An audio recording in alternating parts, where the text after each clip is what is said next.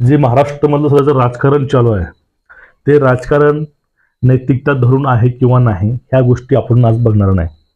आता आपला आजचा विषय आहे, तो विषय म्हणजे कुठला आहे की वंचित आघाडीचे सर्वेसर्वा श्रद्धे बाळासाहेब आंबेडकर, ओबीसीचा होणारा नवीन पक्ष, त्याचे नाव, याचा इफेक्ट आंबेडकरावरती काय होईल.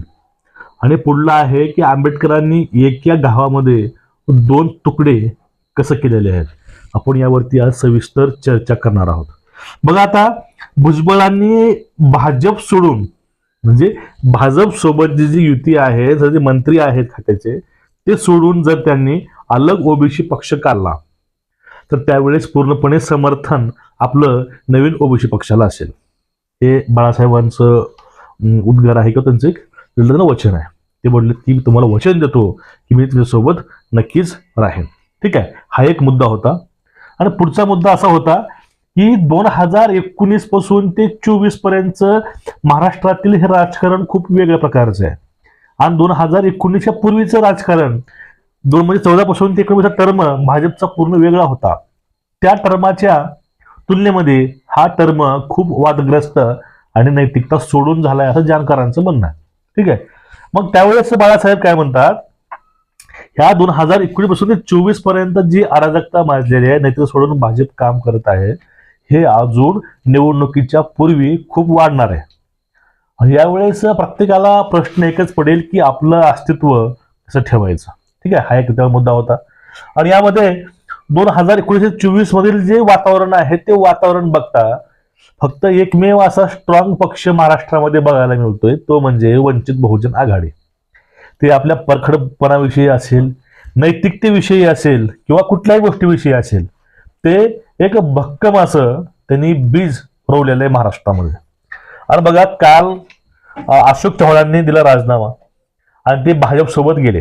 ठीक आहे, आता यावेळी नांदेडची सीट आहे, या नांदेडच्या सीटमध्ये सुद्धा वंचित घुसणार. म्हणजे नांदेडमधील अधिकृत उमेदवार हा वंचितचा असणार आहे. कारण 2019च्या वेळेस तिसऱ्या जागेवरती वंचित होतं. म्हणजे 2019 मध्ये जो क्रमांक तिसरा होता तो क्रमांक आता 2024 मध्ये प्रथम नक्कीच होणार. कारण काय आहेत की आता यांची जर तिघाची युती झाली त्यावेळेस काँग्रेसचा मतदार पण इकडे वळेल आणि वंचितचा पण मतदार इकडेच वळेल. काँग्रेस, राष्ट्रवादी, वंचित ह्या तिघांच्या संगमानं या ठिकाणी एक नवीन समीकरण हे राजकारणामध्ये उदयास येईल नांदेडच्या. म्हणजे अशोक चव्हाणांनी राजीनामा दिला, त्यांनी पक्ष सोडून ते गेले. प्रथमतः दोन लोक जे होते त्यामध्ये मिलिंद देवरा असतील किंवा बाबा सिद्दीकी असतील आणि त्यानंतर अशोक चव्हाण, असे दिग्गज हे 3 लोक भाजपसोबत गेलेले आहेत. आता भविष्यामध्ये याहूनही जास्त लोक भाजपमध्ये जाऊ शकतात, शक्यता नाकारता येत नाही. पाठीमागे बघा, ज्यावेळेस आमदार अपात्रता सुनावणी होती त्यावेळेस वोटिंग होती, त्या वोटिंग मध्ये अशोक चव्हाणांसोबत जे 11 लोक उशिरा आले आणि ते त्या ठिकाणी वोट करू शकले नाहीत. त्यावेळेस लोकांना वाटलं की नाही बाबा काय प्रॉब्लेम असेल, पण त्यावेळेस जे त्यांचं समीकरण होतं ते आता कळायला लागले की बाबा नाही, त्यांचा तेव्हापासून प्लॅन चालू होता आणि ते फायनली काल एक्झिक्यूट झाला. म्हणजे बगावत ही लगेच होत नाही, बगावत ही हळूहळू पेरली जाते. आता बघा, यामध्येच बाळासाहेब आंबेडकर म्हणतात हे सर्कस चालू आहे ना, याचा रिंग मास्टर म्हणजे मोदी आहे. आणि रिंग मास्टर मोदी कुणाला कशा प्रकारे नाचवायचंय हे त्याला चांगलं माहिती आहे. कुणाच्या मागे कधी ईडी लावायचे, कुणाच्या पाठीमागे कधी सीबीआय लावायची आहे, कधी चौकशी लावायची आहे, हे रिंग मास्टरला पूर्णपणे माहित आहे. आणि ते रिंग मास्टर आपल्याला हवं तसं आपल्या प्याद्याला नाचवतो, हे बाळासाहेबांचं स्टेटमेंट आहे. आणि आता हे रिंग मास्टर आहे, हे रिंग मास्टर महाराष्ट्रामध्ये सक्रिय झालाय आणि त्याला महाराष्ट्रातील राजकारणी लोक एक अदृश्य शक्ती म्हणतात. जी शक्ती आपण पिक्चरमध्ये बघत असतो, मिस्टर इंडियामध्ये अनिल कपूर होती, तशी शक्ती ह्या राजकारणामध्ये महाराष्ट्रामध्ये सक्रिय झालेली आहे आणि ती शक्ती आपली ताकद दाखवते असं बाळासाहेबांनी सांगितलं.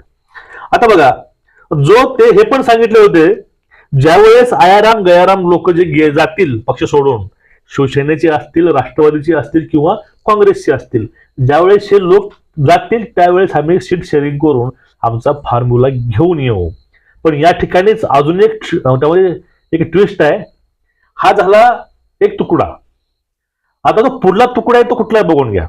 तो म्हणजे काय, ओबीसीनं प्रकाश शेंडगेच्या नेतृत्वामध्ये, प्रकाश शेंडगे, भुजबळ, टिप्पी मुंडे यांनी एक नवीन पक्षाची घोषणा केली आहे. आणि त्या पक्षाचं नाव पण ठरलेलं आहे, त्या पक्षाला नाव द्यायचं काय. आता ह्या नावामध्ये आणि बाळासाहेबांच्या वंचित बहुजन आघाडीमध्ये फार काही डिफरन्स नाही, दोघांची नावं सेम आहेत.